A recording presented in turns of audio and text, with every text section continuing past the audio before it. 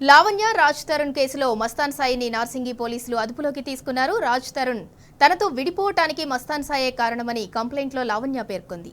ఆ ఫిర్యాదు ఆధారంగా అతన్ని పోలీసులు అరెస్ట్ చేశారు. పలువురు అమ్మాయిలతో ప్రైవేటుగా ఉన్న సమయంలో వీడియోలు రికార్డ్ చేసినట్లు మస్తాన్ సాయిపై ఆరోపణలున్నాయి. ప్రైవేటుగా గడిపిన వీడియోలతో అతను బ్లాక్మెయిల్కు పాల్పడుతున్నట్లు పోలీసులు గుర్తించారు. లావణ్యకు చెందిన కొన్ని వీడియోలను అతను రికార్డ్ చేశాడు. ఆ వీడియోలను పోలీసులకు ఆమె అందజేసింది. మస్తాన్ సాయి హార్డ్ డిస్క్లో 200 వీడియోలకు పైగా ఉన్నట్లు తేలింది. గతంలో డ్రగ్స్ కేసులో అలాగే వరలక్ష్మి టిఫిన్ సెంటర్ కేసులోనూ అతను అరెస్ట్ అయ్యాడు.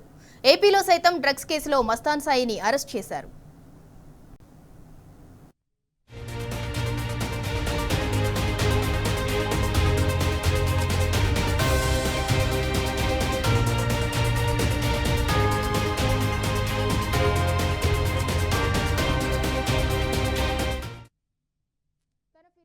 స్టేట్మెంట్ ను రికార్డ్ చేయడానికి పోలీసులు పిలిచారని లావణ్య తెలిపింది. తనకు ఇంకా బెదిరింపు కాల్స్ వస్తున్నాయని, మస్తాన్ సాయి అతని పేరెంట్స్ తనను చంపటానికి ప్రయత్నిస్తున్నారని ఆరోపించింది.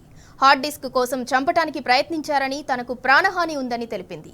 జరిగిన ఘటనను మొత్తం పోలీసులకు చెప్పానని వెల్లడించింది. ఇన్ని రోజులు తన దగ్గర ఎవిడెన్స్ లేకపోవడంతో ఆగిపోయానన్న లావణ్య ఇప్పుడు ఆధారాలు దొరకటంతో పోలీసులకు అన్ని అందజేశానని చెప్పింది.